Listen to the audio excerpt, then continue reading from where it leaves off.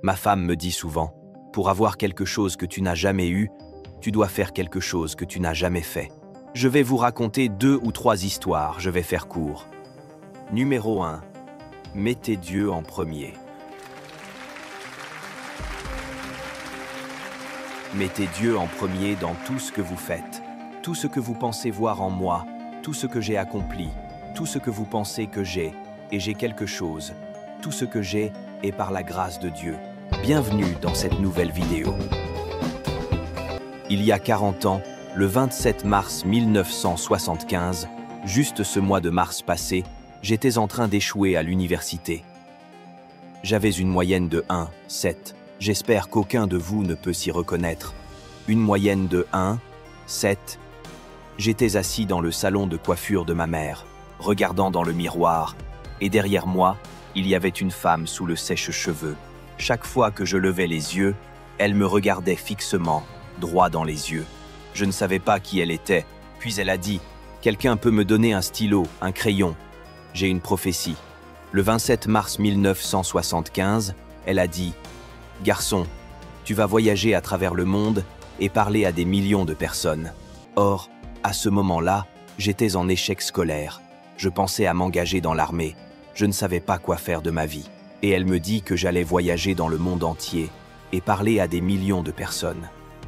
Eh bien, j'ai voyagé dans le monde et j'ai parlé à des millions de personnes. Mais ce n'est pas ça le plus important. Le succès que j'ai eu n'est pas le plus important. Le plus important, c'est que ce qu'elle m'a appris et ce qu'elle m'a dit ce jour-là est resté avec moi. Depuis, j'ai été protégé, dirigé, corrigé. J'ai gardé Dieu dans ma vie et cela m'a gardé humble. Je ne suis pas toujours resté fidèle à lui, mais lui est toujours resté fidèle à moi. Alors restez avec lui dans tout ce que vous faites. Si vous pensez vouloir faire ce que vous pensez que j'ai fait, alors faites ce que j'ai fait. Restez avec Dieu. 2. N'ayez pas peur de prendre des risques. Voilà ce que j'ai appris. Rien dans la vie ne vaut la peine si tu ne prends pas de risques. Rien.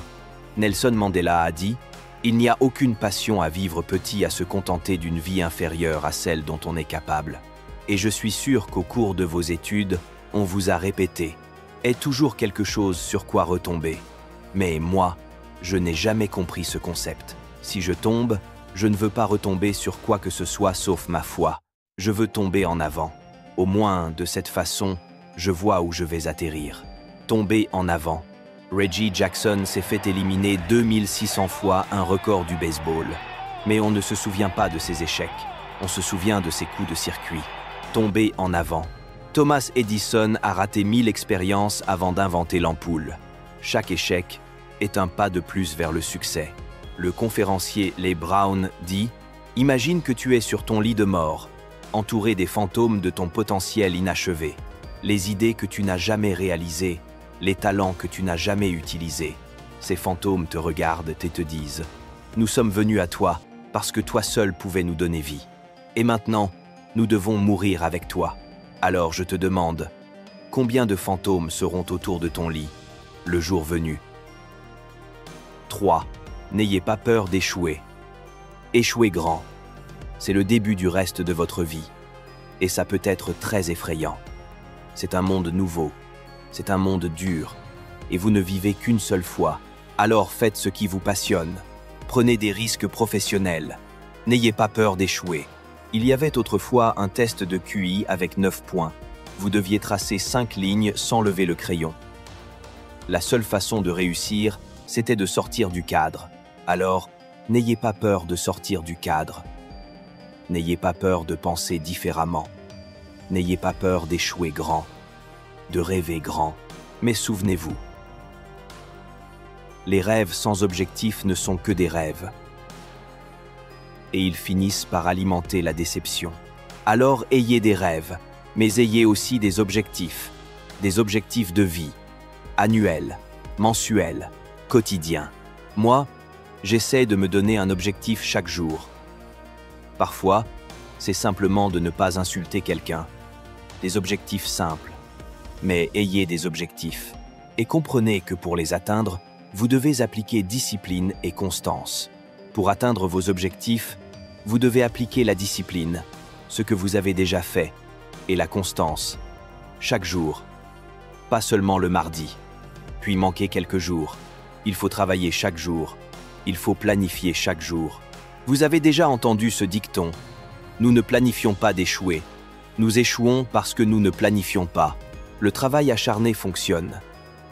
Travailler vraiment dur, c'est ce que font les gens qui réussissent. Parfois, l'échec est le meilleur moyen de découvrir où tu dois aller. Ta vie ne sera jamais une ligne droite. Je sais de quoi je parle. Dans le métier d'acteur, on échoue tout le temps.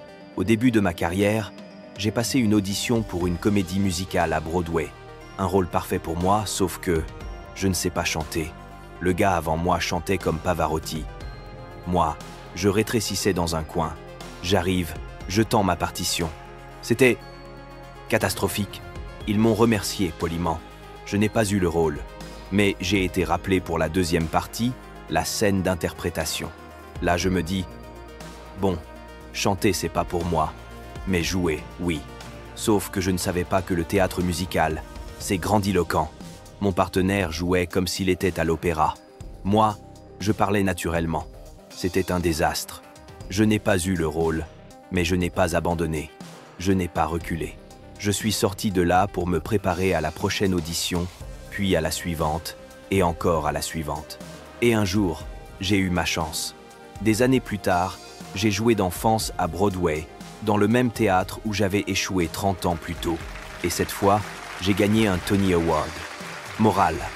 Vous avez le talent pour réussir, mais avez-vous le courage d'échouer? 4.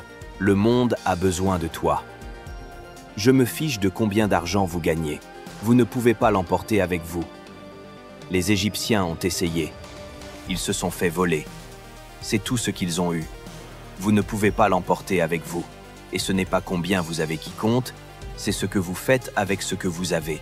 Nous avons tous des talents différents. Certains seront médecins, d'autres avocats, scientifiques, enseignants, infirmiers, éducateurs, prédicateurs. La chose la plus égoïste que vous puissiez faire dans ce monde, c'est d'aider quelqu'un d'autre. Pourquoi est-ce égoïste? Parce que la satisfaction, la bonté que cela vous apporte, ce bon sentiment, ce sentiment que j'ai en aidant les autres, rien n'est meilleur que ça. Enfin, peut être une ou deux choses, mais vraiment rien n'est meilleur que ça. Pas les bijoux, pas les grandes maisons, pas les voitures. La joie se trouve dans le fait d'aider les autres. C'est là que réside le succès. Et tout ce que vous voulez de bon, vous pouvez l'avoir. Alors réclamez-le. Travaillez dur pour l'obtenir. Et quand vous l'aurez, revenez en arrière et aidez quelqu'un d'autre à s'élever. Chacun enseigne à un autre. N'aspirez pas seulement à gagner votre vie. Aspirez à faire une différence. Et pour conclure, prendre un risque, ce n'est pas seulement viser un emploi. C'est aussi savoir ce que tu sais et ce que tu ne sais pas. C'est s'ouvrir aux gens, aux idées, à la différence. Et je ne peux imaginer meilleur message pour vous. Soyez ouverts à la vie. Soyez prêts à échouer. Osez parler, même tremblant, devant une foule, dans l'une des meilleures universités du pays. Car ce qui te fait peur te fera grandir. Les chances que tu prends, les gens que tu rencontres, ceux que tu aimes et la foi que tu gardes. C'est tout cela qui te définira. Merci.